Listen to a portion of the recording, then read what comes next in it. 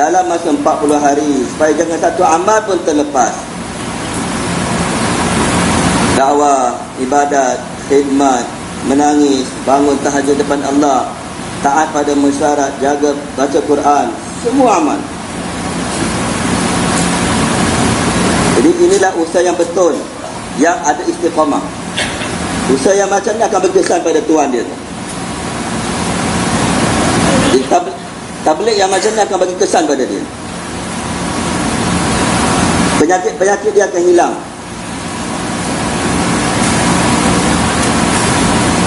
Inilah dia istiqamah. Jadi orang yang jaga masa dia keluar, maka lepas dia keluar pun dia akan dapat jaga juga. Dia akan faham usaha. Allah akan buka basirah hati dia terhadap usaha. Kalau tak,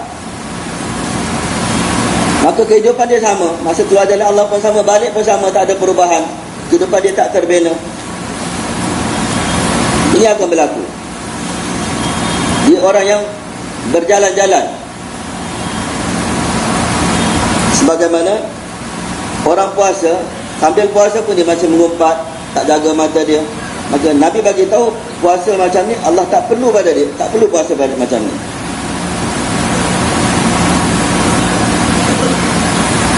Puasa yang macam tu Allah tak berhajat pada puasa macam tu. Dia puasa tapi dia tak jaga puasa dia. Allah tak perlukan puasa yang macam tu. Dia hanya berlapar saja. Dia rosakkan amal dia sendiri. Jadi istiqamah adalah satu kerja kita. Satu lagi kerja kita ialah bagi samping istiqamah, kita kena nusrah agama Allah. Jadi antara usaha kita lagi ialah nusrah. Bagi nusrah. Apa yang dikatakan nusrah? Dalam bahasa Arab, terjemah yang dari segi literal, dari segi bahasa, ialah sampaikan air ke kebun. Yang masyhurnya ialah bagi bantuan. Tapi dari segi bahasanya ialah sampaikan air siraman kepada bumi yang gersang, bumi yang dalam keadaan dahaga. Jadi nusrah, contoh nusrah yang sebenar ialah siramkan air kepada bumi yang gersang. Jadi tuan-tuan faham ke tuan-tuan tidur? Malah nak tanya. Jadi dari segi makna nusrah ialah siram air kepada bumi yang gersang. Allah Subhanahu Wa Taala turunkan hujan di bumi yang gersang, kemudian bumi itu akan makmur, akan hidup rumput-rumput, tumbuh-tumbuhan. Kemudian daripada itu binatang dapat hidup, orang dapat hidup. Dengan turunnya hujan, bumi dapat makmur, manusia pun dapat hidup, binatang pun dapat hidup. Ini contoh yang Allah bagi untuk alam yaru anna nasuqul ma'a ila al-ardi fa nukhrij min zar'an ta'kulu minhu an'amuhum wa anfusuhum afala yubsirun. Allah kata, kamu tak tengok ke Allah sampaikan air pada bumi? Allah nak tanya, ada yang tidur ke? Siapa tidur angkat tangan.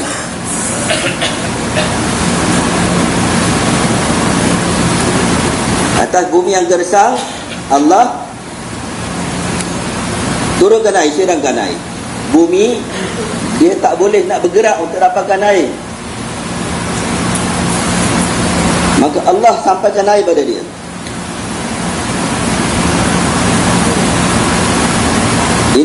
Ini ditulis tafsir, bumi dia tak boleh bergerak untuk dapatkan air, maka Allah bagi air pada bumi dan Allah makmurkan bumi. Apabila bumi makmur, maka manusia dapat hasil, binatang dapat hidup, gandum dapat tumbuh, kemudian manusia dapat makan. Jadi dengan cara itu manusia pun jadi makmur, binatang pun makmur, dengan siramkan air pada bumi. Dan inilah contoh untuk nubuwah. datang, Allah bagi nubuwah.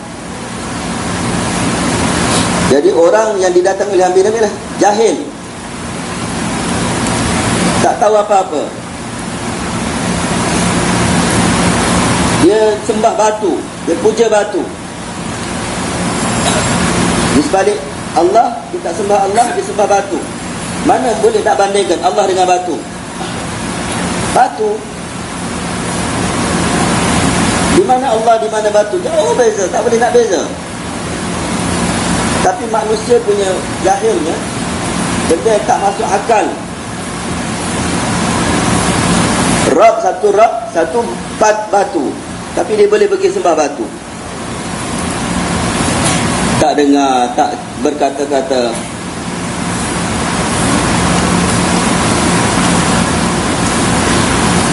Siapa yang datang ibadat depan dia tak tahu siapa-siapa pun batu tu.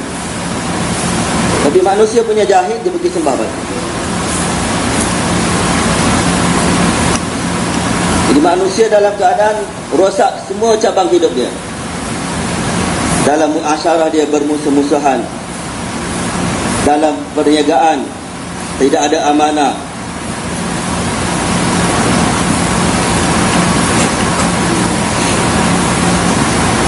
dalam bisnes mereka ada judi. Mereka buat bisnes atas nama bisnes, mereka buat judi.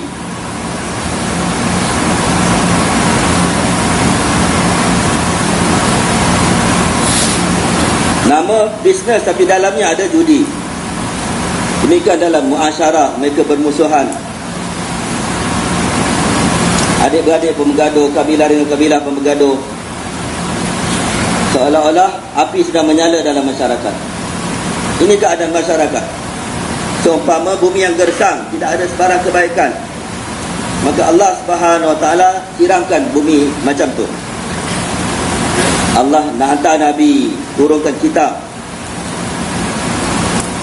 maka Allah bagi tahu, bagi faham apa iman, apa akhlak, apa kasih sayang, apa ikhlas, apa itu dunia, apa itu akhirat. Semua telah diberi faham oleh Allah Subhanahu Wa Taala. Allah siramkan air, kemudian kebaikan, khair tumbuh dalam hati-hati manusia. Sedangkan sebelum itu gersang, datang sifat takut pada Allah, datang yakin pada Allah Subhanahu Wa Taala. Mula tunaikan hak-hak Allah, mula tunaikan hak-hak hamba-hamba Allah kerana takut pada Allah Subhanahu Wa Taala. Dia tidak berlaku tidak amanah. Tunaikan hak mak ayah. Ini orang kabilah saya kena tekan hak dia. Timbul sifat kasih sayang. Pergi ziarah orang sakit, ini orang mati, kena ziarah keluarga dia. Ini orang musafir, kena tolong dia. Ini sifat yang telah datang. Kerana apabila datang iman, maka tanda datang iman tu untuk Allah, untuk amal-amal kepada Allah datangnya ikhlas, dan untuk hubungan dengan hamba-hamba Allah datangnya ihsan, sifat baik, berbuat baik. Bila datang iman, maka ikhlas kepada Allah, dan Allah tengok keikhlasan, dan datang sifat ihsan, buat baik pada hamba-hamba Allah Subhanahu Wa Taala. Daripada tangan saya sampai manfaat untuk orang lain. Daripada tangan saya jangan sampai kerugian pada orang lain. Ini orang Islam. Orang Islam ialah orang yang tangan kaki dia tak bagi kerugian pada orang lain. Sebaliknya dengan tangan kaki dia datang keselamatan, datang keuntungan, datang faedah pada orang lain. Ini yang diberitahu oleh agama. Dengan orang lain kita berlaku ihsan, berbuat baik. Ihsan ada dua jenis.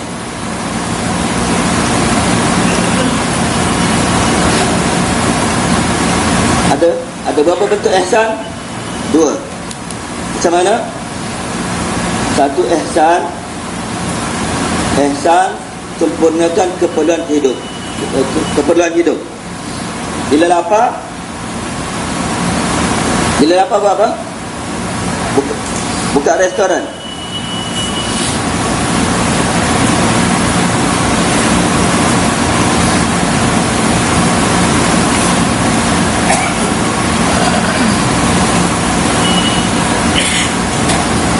Bila orang lapar, maka kita patut buat apa? Buka restoran. Tapi ini yang berlaku. Orang datang ramai ke Nizamuddin ini, maka ramai macam-macam orang buka restoran. Tapi yang diajak oleh agama ialah buat ihsan.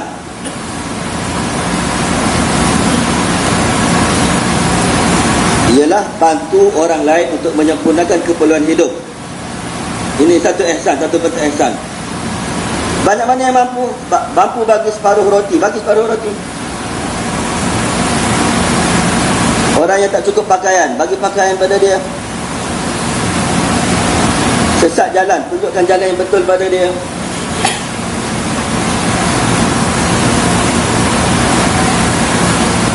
Jadi satu bahagian ihsan ialah sempurnakan keperluan hidup orang lain. Dia tak ada rumah, maka tolong bantu benakan rumah dia. Untuk rumah kita sini, buat sekadar keperluan, murahkan keperluan untuk rumah kita, dan tolong orang lain bina rumah dia. Nikah kahwin kita buat simple. Kemudian ada orang lain yang tak mampu nak nikahkan anak dia, bagi duit pada dia, kahwinkan anak dia. Ini satu sifat ihsan, satu bentuk sifat ihsan. Tolong untuk sempurnakan keperluan hidup orang lain. Faham tak Maulana tanya? Kita kena fahamkan tentang agama kita ni. Bila kita dah faham, baru kita menghargai. Kita menghargai agama kita. Oleh kerana tak fahamlah, maka kita pergi habiskan duit kita di bazar-bazar.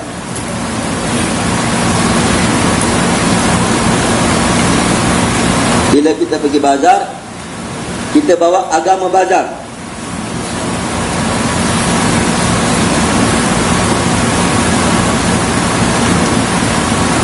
Kalau satu orang pergi ke bazar, baca la ilaha illallah wahdahu la syarika lahu, dia dapat berapa banyak? 1 juta pahala. Kerana keperluan, dia pergi kerana keperluan. Dia pergi kerana keperluan. Nabi pun pergi ke pasar kerana keperluan keluarga, keperluan diri sendiri.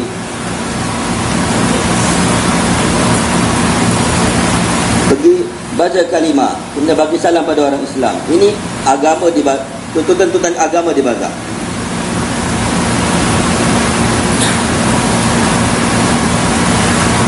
Bagi salam pada orang, tunaikan, bayar dengan sempurna. Ini tuntutan agama di bazar.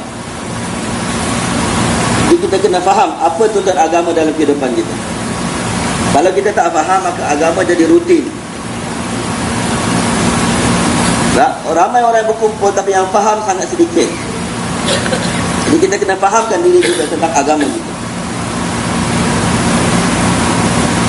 Jadi apabila kita datang dengan talab, maka Allah akan bagi faham pada kita. Bila kita datang dengan talab, barulah kita dengar dengan penuh tawajuh. Kita cuba untuk hafalkan dia, kita cuba untuk sebarkan dia. Jadi ihsan ada 2 bentuk. Pertama ialah bantu untuk sempurnakan keperluan hidup orang lain. Orang lapar, orang yang susah, orang yang dahaga, bantu mereka. Kenapa? Kerana Allah Subhanahu Wa Taala. Kenapa bantu? Kerana Allah Subhanahu Wa Taala.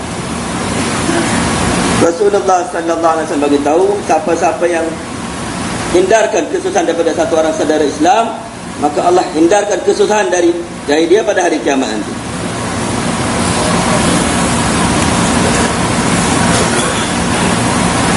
Dia hindarkan kesusahan orang lain, dan kesusahan dia tak bagi tahu pada orang lain. Kalau dia bagi tahu pada orang lain, maknanya dia jual diri dia.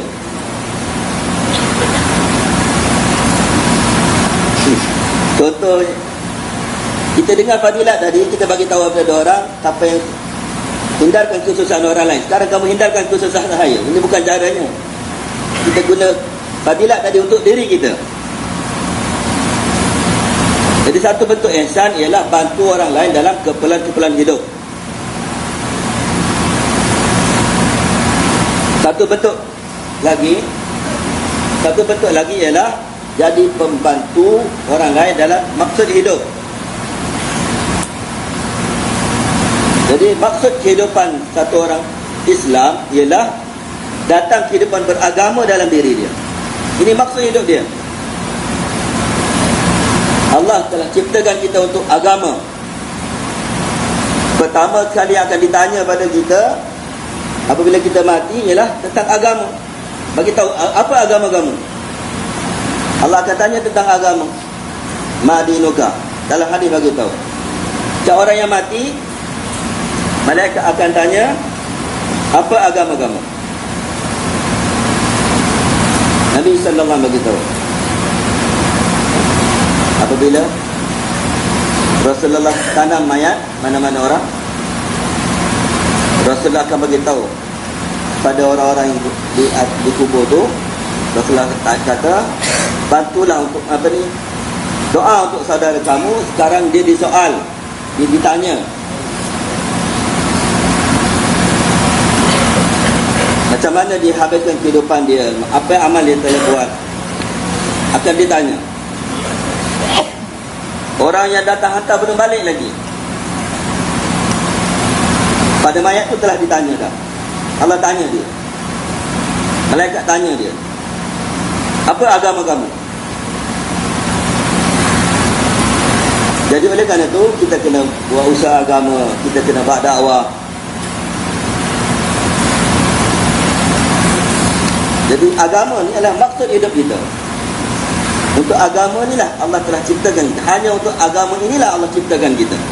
Allah tak ciptakan kita untuk kedai. Allah tak jadikan kita untuk jadi menteri, untuk jadi presiden.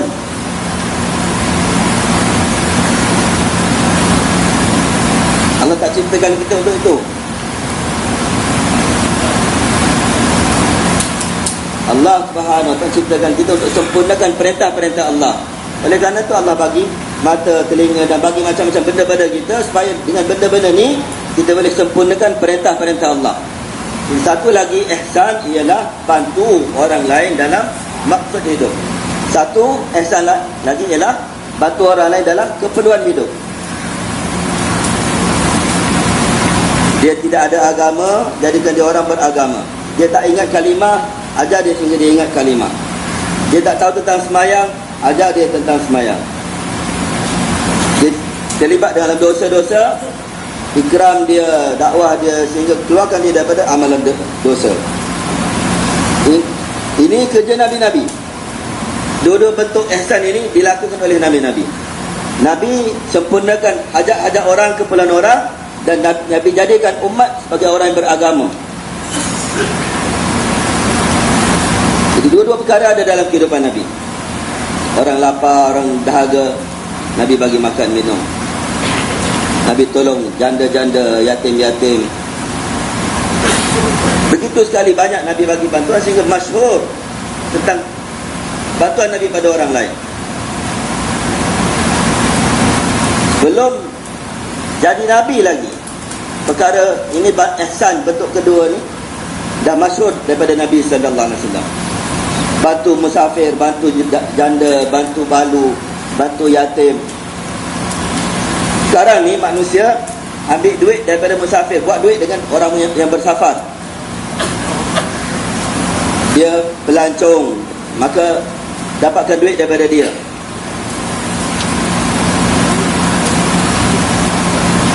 Benda yang murah pun dia mahal pada musafir. Benda murah tapi untuk orang luar dijual mahal-mahal. Apa ni, tambang patutnya murah tapi kerana orang luar bagi minta lebih lagi.